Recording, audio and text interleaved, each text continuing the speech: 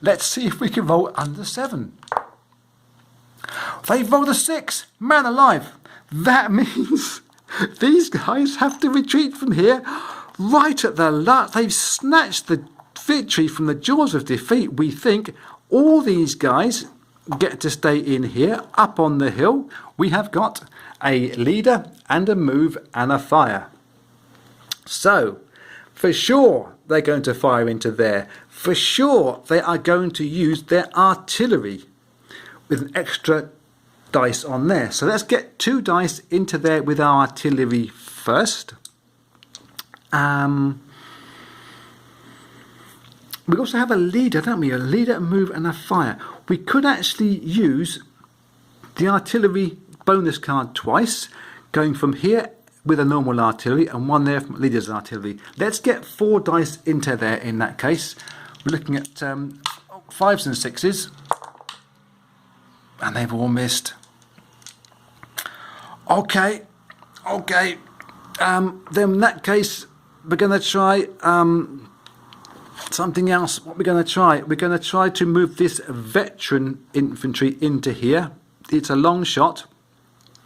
He does have a friendly fire card and a fire power card. So these 1, 2, 3, 4, 6 defending dice will have 1 of the a friendly fire dice shuffled in with that. So what were the Union players happen to do first place round? It is just the 1 damage, and it's going to be 1 hit onto the Confederate player. The friendly fire dice was absolutely useless, and it moves the guy back out of there. There's nothing else we can do about that. Yeah. Okay, so those cards have been done and done. Get rid of those and think about now the Union player.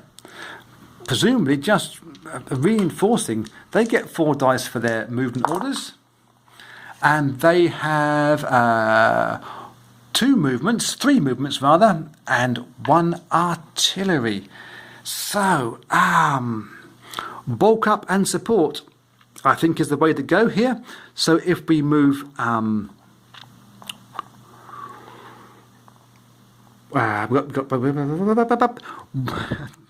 we use that as 1 movement order. We will use that as a 2nd movement order. Our 3rd movement order, we're just for form's sake, move that 1 guy back up there to say we definitely have got control of these victory places. And the 1 firepower, well, let's just fire 1 of our artilleries. We've got no extra hitting for that into this region adjacent to us, and we miss as well. We now go on to the 3 dice for the CSA. Again, they're trying to avoid rolling 1s for this card draw, which ends the game for them. They've managed to successfully avoid that. They'll be chuffed. There is a 5, a 3 and a 2. Let me just pause this because I think the battery's about to go at a really inconvenient time. Never a convenient time for your battery to drop out. We've got a 5, a 3 and a 2 from that roll for the Confederates. I'm thinking that if we try and get back into here, it's going to be a wasted exercise. But with a move and 2 fires, what can we do? I think we're at desperate times right now. We've got an artillery card and a friendly fire card.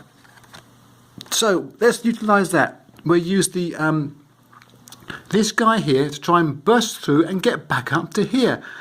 He can't come through this way because it's a 0 border. He can get through 3 units. No, he can't, can he? I think it's all we can try. We're going to go through here. We're going to put a fire order into there first with our artillery. It's 2 dice. They both miss. Okay, then we have another fire order. We might as well just fire it into here to try and do misses. And we have the last movement order that this guy can go up into here and try it. Just try something, anything. They get 6 dice in defense first, but 1 of them will be subject to a friendly fire. But they are looking at 4s and to 6s because it's on a hill. Oh man alive. Well, they've shot themselves once. and shot our guy at least 4 times as well. So we roll the casualties for form. That was quite comical, really, and it is the one CSA guy actually takes damage, but he has got no damage to take. He is now eliminated from the game, and the rest of the guys have all got to move back because of. One of the guys has to move back because of the friendly fire. It's just the way it happens. Yep. Okay. That's the end of the Confederate turn. We now get 4 dice for the Union soldiers, who get 2 movements, which is the 5s, a 3 and a 1, which is a fire order and a card. The card that it gets is a firepower, but okay, I think the game is done for them. Movements, well, once again, let's just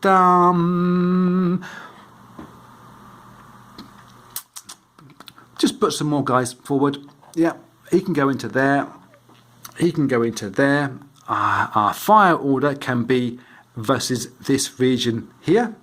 And we get a hit out of it as well. It doesn't go goes bad to worse for the CSA. I don't think I've seen a game turn so quickly from the jaw. It was the jaws of victory, wasn't it? It really was the jaws of victory. So the dice rolls again for the CSA. Let's see what the Confederates can do. Can they avoid rolling 1s? They can. Again, they live to fight another day, but quite where they're going to go with this, I really don't know. A 5, which is a move, and 2 fire orders. Their artillery has been used. Their friendly fire card has been used. They've just got this 1 card left, which when they draw it, it's game over, Red Rover. So we can get 2 artillery shots into this region in a desperate hope to do something other than miss.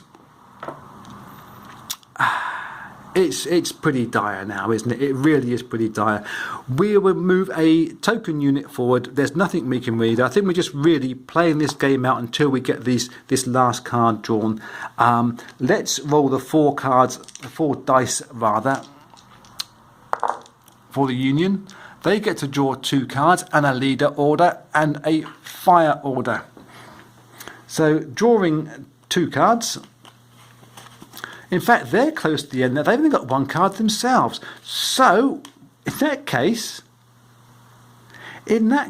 they will use the 6 as a card draw to draw 1 card. They will use the 1 to draw a card, and the 1 to draw a card.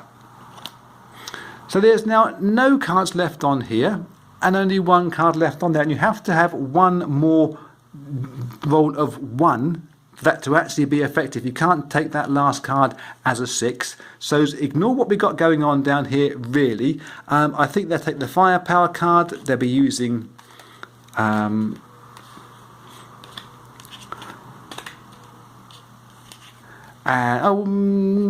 then we just junk those cards because we only have 5 in the maximum, just for form, 5 cards maximum in our hands. That's all those cards use, and 1 token artillery shot across the bows, which does damage. Okay. Oh dear. Even our token rolls are being effective against the poor old CSA. So Confederates, your 3 dice again trying to avoid 1s. And they're managing it now. They couldn't do it beforehand when they took all those cards out of their deck by annoying influence, shall we say. A leader card, a movement, and a fire. They can really fire into here and move 2 units into here to try to grab this hill back. Let's try and do that then. So they can get 2 into there and then get 1 hit. Nice. And it does do move 1 of these units backwards out of it. So 1 unit comes back out of it. And they can move 1 unit in as a token shot. 6 dice in defence. And they've just done 3 hits on that poor guy. He was just desperate to get home to his mother. And he's actually damaged and moved back himself. And now, all that the Union have to do really is try to roll a 1. Everything else we can ignore. They've rolled a 1. That signals the end of the day. I'm going to ignore everything else that happens to them. We're not going to bother with their movements or with their fires. All that happens now is these CSA guys, Confederate States Army, roll their dice. They have 1 leader's movement and 2 artillery fires, or sorry, 1 leader's order. They're going to again fire 2 artillery into here. They both miss. They're going to move 1 unit in, saying, please, somehow, can one guy on his own beat up all those guys on there? And of course he can't do that. We do that for form. He's been hit just the once, and he has to retreat anyway. So that is in fact the end of the game. I know we were in happy hour at the end of that, and making a few faster dice roll movements than perhaps we could have done, but you understood what had happened. We'd grabbed this area here that is one of these areas that you have to try to take and hold at the end of the game. It's got a star on it. That one's got a star on it. I know for a lot of the game I was pointing out that one having a star, but it's because I couldn't see what's below it. Maybe I should use big goldy coloured chips to represent the places that are strategically important. But the Union soldiers have got 1 here and 1 here. That fulfills the requirement at the end of the day when a card deck has been emptied out entirely and the extra 1 has been rolled. And so the Union have won this game. I hope you've enjoyed it. I certainly have enjoyed it. If you're thinking about getting this game, absolutely, that's my recommendation. And that is it. Apart from to mention, as I did at the very start of the very first video, number 1, that I make these videos in aid of a charity called Cure Parkinson's. You can guess what they're trying to do. If you happen to have a spare dollar, euro, yen, yak or British pound that you could send to them, I'm sure that they would appreciate it. Until next time, be cool.